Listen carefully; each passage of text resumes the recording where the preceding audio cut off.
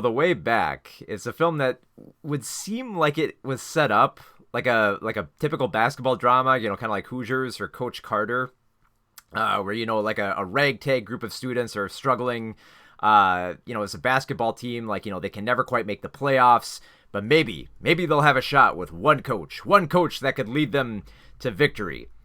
Now, the trailers and the poster for this film might seem like that's what this type of story is going to be. But I was greatly surprised when I discovered that The Way Back is not so much about basketball as much as it's about this one, the coach character trying to come to terms with himself. And it becomes more of a focused character study that it kind of like chops out all the extra fat for this type of story along the way, and realizes that, look, you've seen a lot of these basketball films where, they make just the right shot at just the last moment and they win the game and everyone's triumphant and there's a heroic speech that the coach gives, and, we get to, all the other characters have arcs, and, the coach like sticks up for a lot of the students. This isn't quite that film.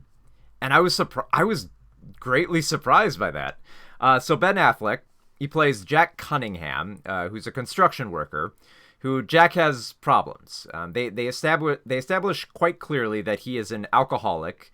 He can't stop drinking. He drinks before he goes into work. He drinks after work. Right when he's in the car, like immediately once he gets in the car, he gets a drink. Immediately goes to the bar.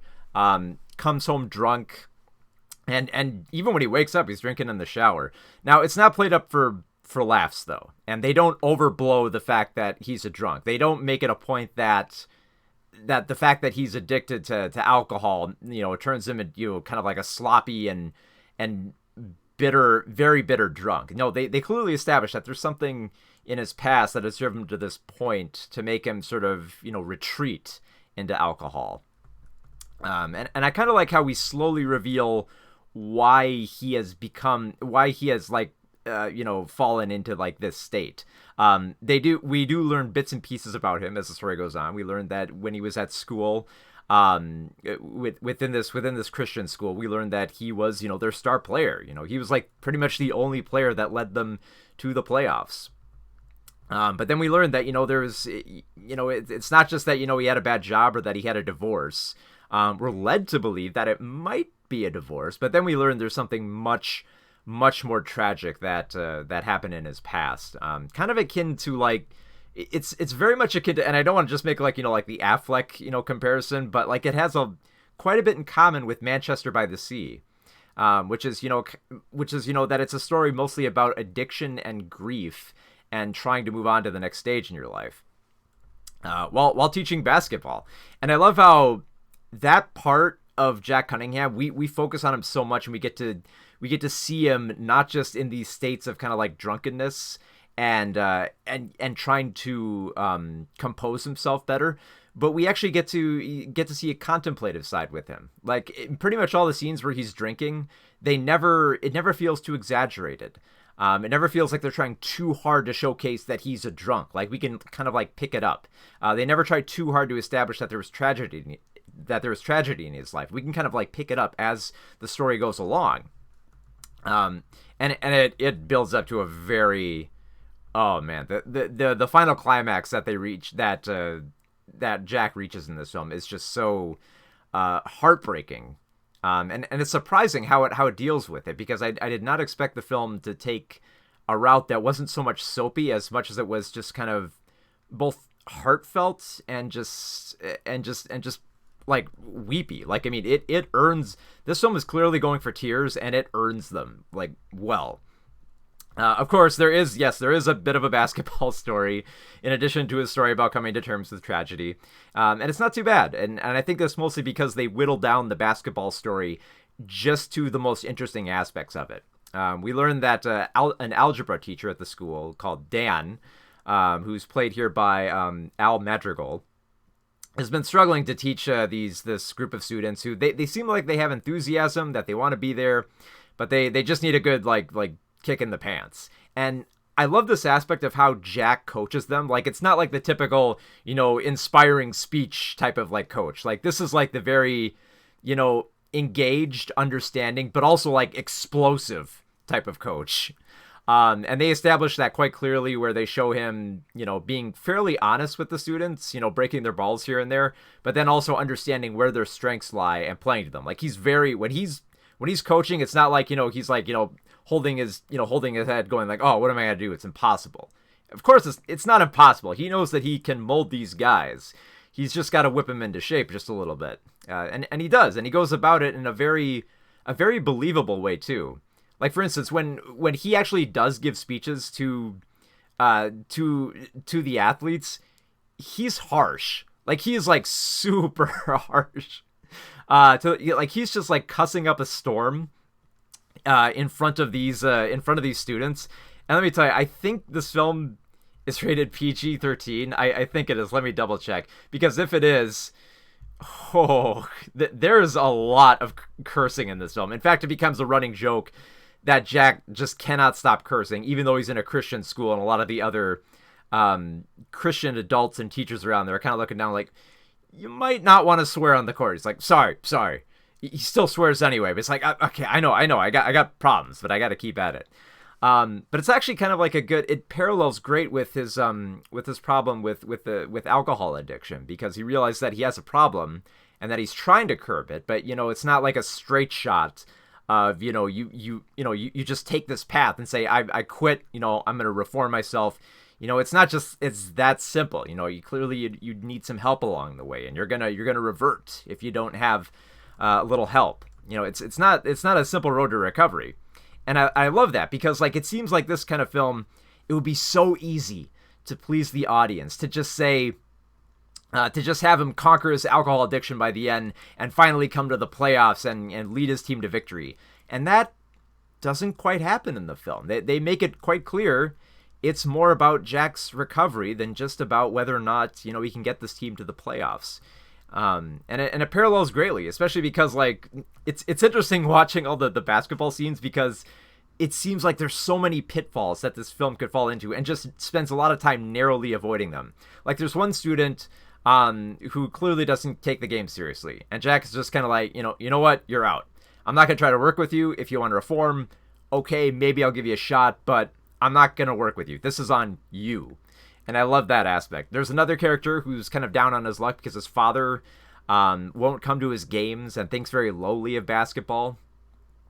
They never, like, Jack does visit the father at one point, but it never goes too far over the top of stating how, oh, Jack finally brought this family together. It's like, no, the family and the students kind of have to come together on their own, and Jack just kind of has to just push him just a little bit in the right direction.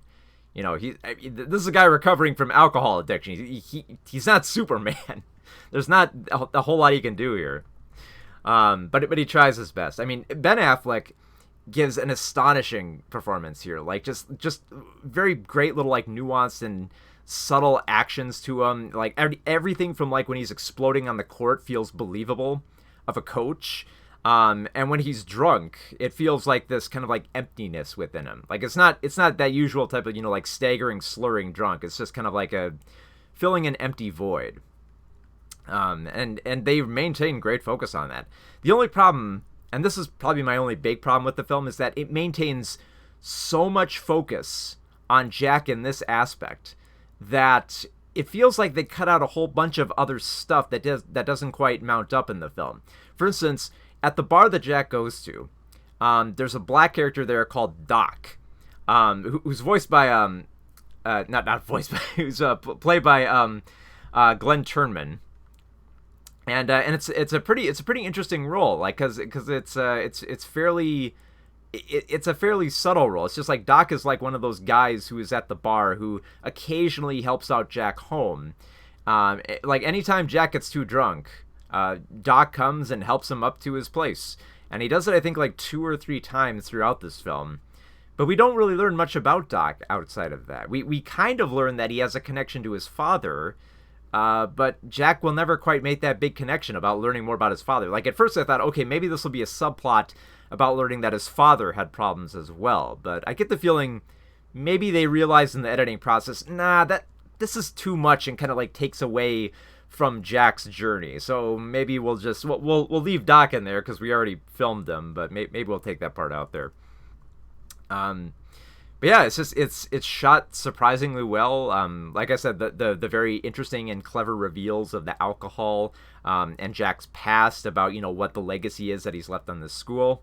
The soundtrack by Rob Simonson is perfectly amplifies like the sort of like contemplative and somber nature, with this very kind of like gentle, atmospheric kind of like piano score that lets us kind of like to let it perfectly conveys how Jack is so like damaged and sensitive to his current state, and how he kind of feels numb.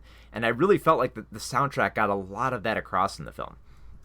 Not to mention, this is a huge recovery for director Gavin O'Connor, whose previous work was the other Ben Affleck film, The Accountant, which was just a goofy thriller that just flew off the rails in its third act. I've talked about this film before. But yeah, this is a big recovery for both Gavin and Ben Affleck. I mean, Gavin does, I mean, aside from like chopping out a few bits here that don't quite fit together, his direction is right on point. It realizes where its strengths lie, where the emotions are perfect to evoke. And Ben Affleck's performance, like I said, perfectly nuanced. It hits all the right beats. It feels like a believable story of this over the hill alcoholic and just very like deeply depressed coach, that never feels overblown and never feels like it's trying too hard to go for melodrama. Like I said, the film does kind of meander here and there because, like I said, it seems like with that basketball plot, it's trying to avoid so many pitfalls here, and I kind of like that how it's present within the editing as well. Like a lot of the basketball games, they'll just show you the key parts and then immediately cut to the final score.